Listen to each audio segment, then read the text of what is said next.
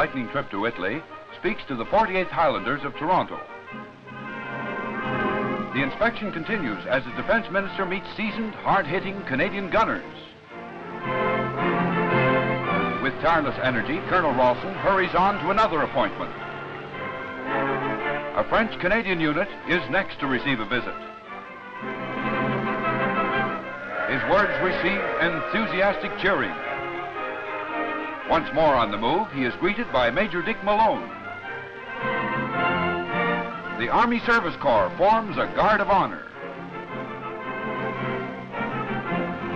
At a Canadian General Hospital, Colonel Ralston's attention turns to those men who have felt the weight of enemy steel in battle. With the matron, he inspects the hospital, passing from one patient to another in the malaria ward. Midst the ruins of an ancient Greek amphitheatre, Colonel Ralston again meets men of the Dominion. Colonel Ralston, Lieutenant General Stuart, now acting commander of the 1st Canadian Army, and party, enter the amphitheatre. To these fighting men, he brings words of encouragement and praise from the people at home. A march past of another regiment as Colonel Ralston takes the salute. The quayside next attracts his interest, moving among the men, anxious to see everything possible.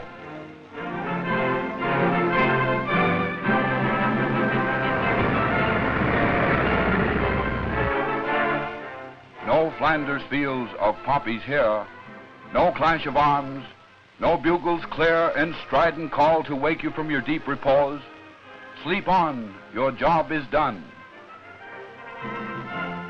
Before leaving the battlefront, Colonel Ralston meets General Montgomery, now C&C of British Invasion Forces. They discuss Canada's part in the campaign in Italy as they go to see the General's famous canary collection.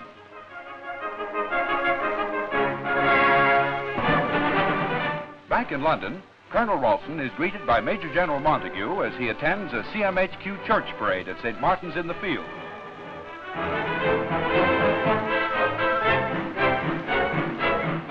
All ranks and branches are represented as they file into the church for divine service. Following the service, Colonel Ralston renews acquaintances with members of the Canadian Army. At an airport, Colonel Ralston prepares to leave for home.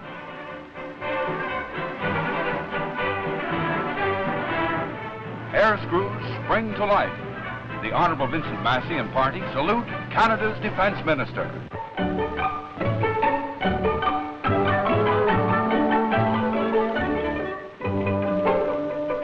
Another Christmas.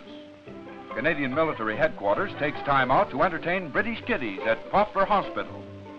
Memories of the big top and sawdust days come back as Canadian soldiers clown for the children. Old St. Nicholas, eagerly watched by children and soldiers alike, moves about with gifts and toys. For his good work, Santa is soundly rewarded. Even the young ones like Canadians.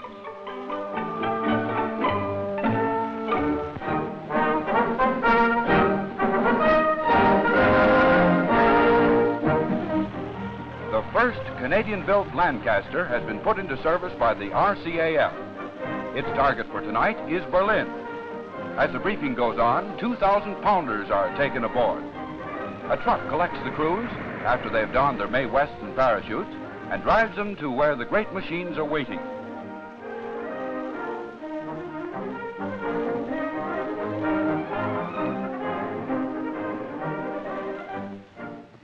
Canadian-built Q for Queenie and her consorts roll down the runways and take up their position.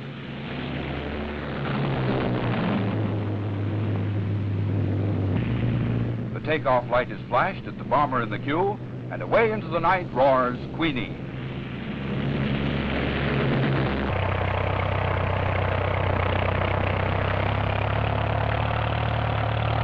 Berlin is a favorite target among bomber crews, because in striking at Berlin, they are striking at the heart of the enemy.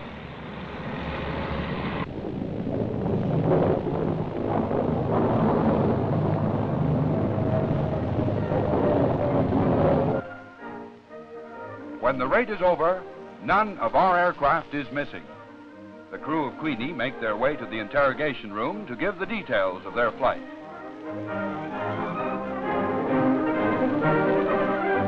Well, I see you bombed 6 minutes after 0. So I suppose things were starting by the time you got there? Well, yes, things had taken a good hold by the time we got there. You could really see things begin to happen. What about the bombing? Is it concentrated? Yes, the bombing looked very concentrated. It had the effect of a very concentrated raid, I think. Any good fires going? Yes, fires were going by the time we bombed. Well, how did it find effect this time? The fact this time was just as bad, perhaps a little more severe than the last few times I've been there. Were you on time when you got your bombs? Yes, we were right on time, Glenn. You see where they went? No, I couldn't see where they went. Bombed on the fires down below. That's good enough.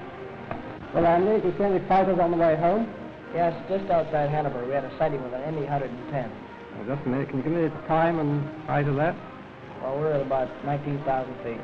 Well, this certainly looks as though it was a good raid. It does that, yes, it does. And I don't think you'll have to go to Berlin many times more.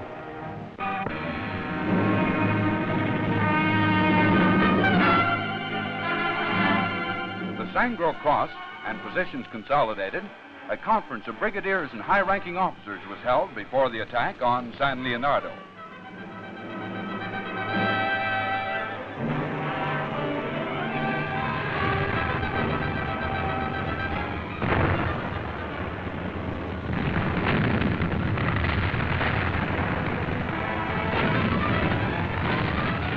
It was here that the Canadians went into the lead and fought their bloodiest action since the start of the war.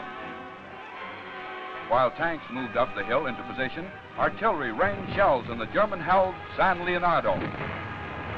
As enemy positions were captured, white flags were found, left behind in the haste of their flight. German dead littered the hillside as the Canadians moved on with the words of General Montgomery ringing in their ears, "Now we are going to crack the Germans." Prisoners were taken by the hundred. Gone was the arrogant Hun of earlier engagements. Now they were sullen, disillusioned, perhaps even glad to be out of the ferocity of the fight.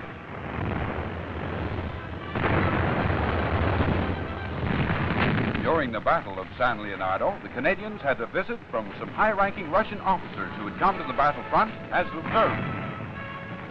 The Russians had nothing but praise for the 8th and realized full well the bitter opposition they were facing.